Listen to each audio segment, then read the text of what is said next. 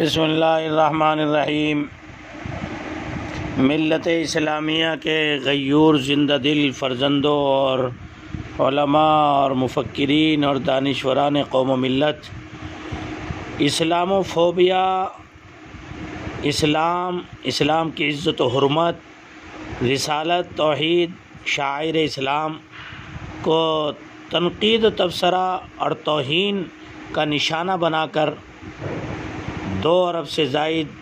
مسلمانوں کے دلوں کو زخمی کرنا اور انسانیت کے دامن کو تار تار کرنا،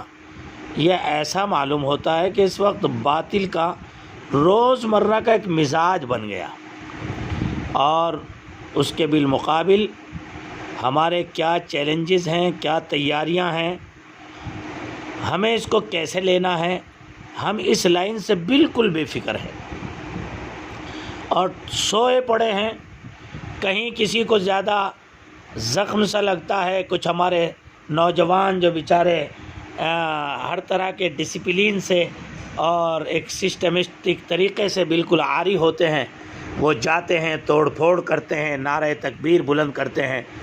اور پھر اس بھیڑ بھاڑ کے چھٹنے کے بعد جو نتائج ہوتے ہیں، اللہ اکبر، نوجوانوں کی زندگیاں داؤ پر لگ جاتی ہیں، وہ جیلوں کی سلاخوں کے پیچھے پہنچ جاتے ہیں اور گھر برباد ہو جاتے ہیں، گاڑیوں میں آگ لگتی ہے، محلے کے محلے ویران ہو جاتے ہیں، اور باطل نظام حکومت اور الٹا جو ہے وہ انہی لوگوں کو جو اپنے عشق اور اپنی محبت کا اظہار نبوت اور رسالت سے کرنے کے لیے آئے تھے، اور جو ایک غلط رویے اور غلط مشن، غلط نظام کو رائج کرنے والے اور دینے والے اور اس آگ لگانے والے پر پانی ڈالنے کے لیے آئے تھے، بجائے ان کا دفاع کرنے کے اور ان کی سپورٹ کرنے کے گورنمنٹ جو ہے ان پر جو ہے طرح طرح کے مقدمات دائر کر دیتی ہے۔ آخر سوچتے کیوں نہیں؟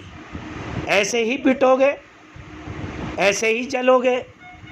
کیا ایسے ہی جو ہے چن چن کر مار دیے جاتے رہو گے؟ آج میں بہت درد کے ساتھ آپ کے سامنے اس کا ایک مناسب تجزیہ اور حل لے کر آپ کے روبرو ہوا ہوں۔ اس کا ایک سب سے بڑا سبب تو یہ ہے کہ تاریخی حقائق کو ہمارے سامنے غلط طریقے سے پیش کیا جا رہا ہے، جس سے ذہن جو ہے ہندوستان میں دیگر اقوام کے انتہائی گندے بنتے جا رہے ہیں، جس کی وجہ سے اس انداز کے حقائق سامنے آ رہے ہیں، اس انداز کی ریئیکٹ سامنے آ رہے ہیں،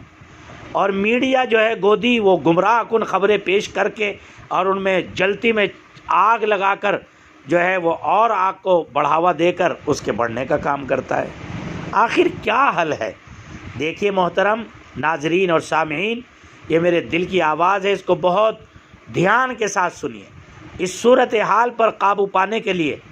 وسیع تر منصوبہ بندی اور حکمت عملی کی ضرورت ہے۔ جو اسلامی ممالک، مسلم تنظیمیں، غیر مسلم ممالک میں بھی اسلام کی نمائندگی کرنے والے ادارے کی جانب سے طے کی جائے، اور اس میں میڈیا، سیاست، معاشیات، معاشرت اور اس قسم کی دوسری ضروری گوشوں کو غیر معمولی اہمیت دی جائے۔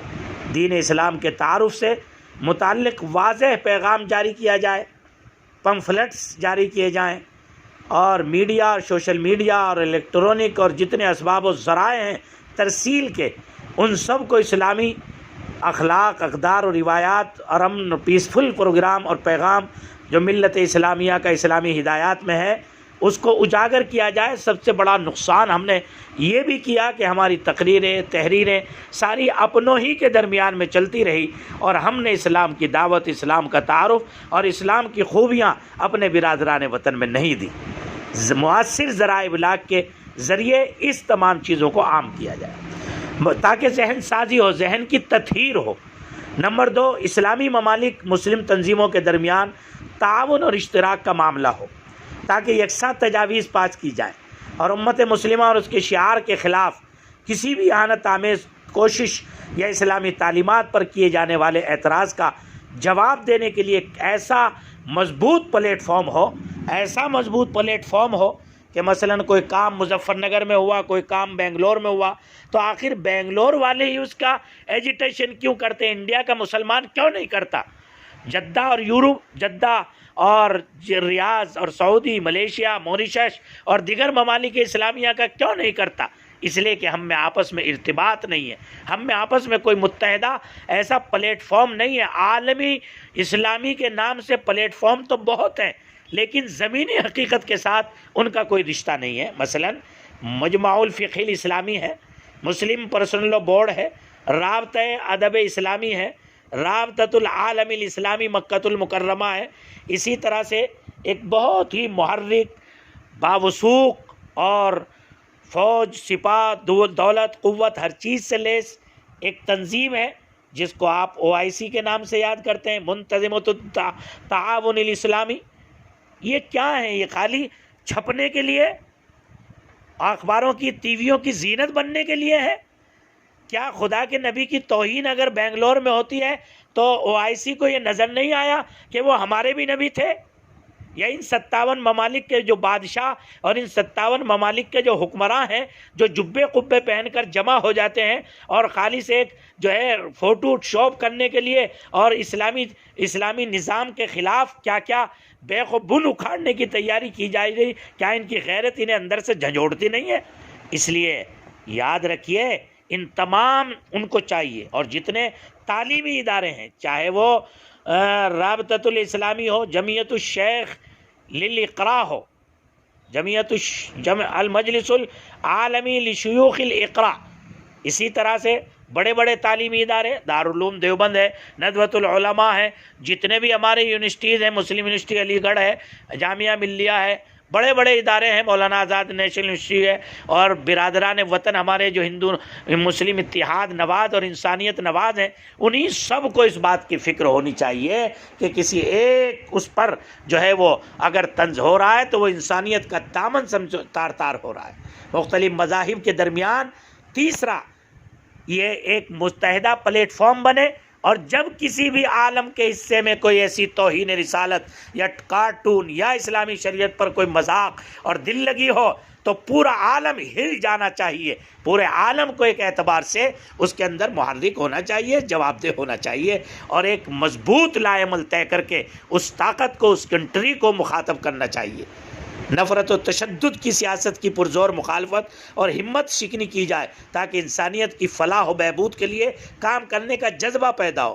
میری چوتھی درخواست یہ ہے، غیر اسلامی ممالک میں مقیم مسلمانوں کو اس بات کی دعوت دی جائے کہ مختلف ممالک اور معاشروں میں امن و سلامتی اور اسلام کے پاکیزہ پیغامات کے سفیر بن جائیں، اور ان ملکوں میں ایسی سرگرمیوں اور اجتماعی عادات اور روایات سے خود کو دور رکھیں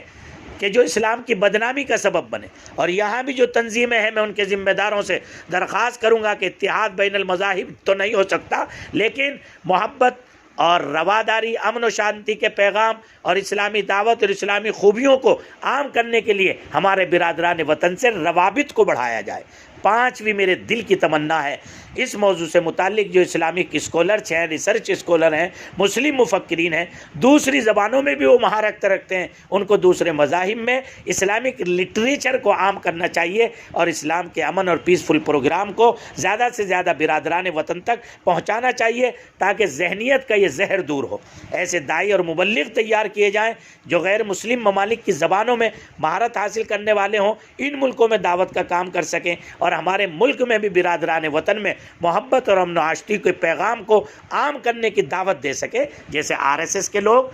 گھر گھر در در پھرتے ہیں اور وہ اپنے مشن کو پہنچاتے ہیں، آپ بھی پہنچائیے۔ ایک ہمارے فاضل جج نے یہ تبصرہ کیا تھا سپریم کورٹ کے کہ مجھے حیرت ہے، یہاں اکثریت اپنے وجود کو زندہ رکھنے کے لیے محنت کرتی ہے لیکن اقلیت مسلمان محنت نہیں کرتا۔ ساتویں میری درخواست ہے، باہمی احترام کی بنیاد پر دوسروں کے ساتھ تعلقات استوار کیے جائے، اور جناب رسول اللہ صلی اللہ تعالیٰ علیہ وسلم کی عظیم سنت حلیف الفضول جو آپ نے مدینہ منورہ میں قائم کی، اس کا اجرا پورے ملک میں کیا جائے۔ وآخر دعوانا ان الحمدللہ رب العالمین۔ تعلیمی اداروں کا اس لیے نام لیا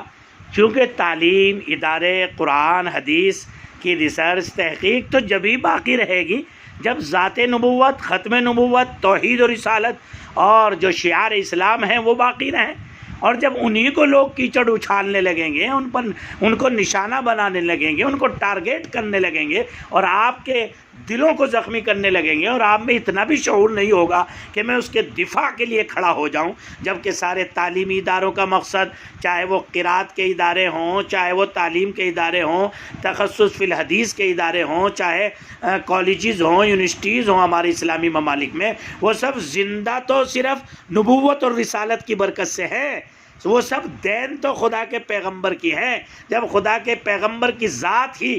جو ہے محفوظ نہیں رہے گی تو تعلیمی ادارے کہاں سے محفوظ رہ جائیں گے؟ اس لیے ہر ایک ادارے کو،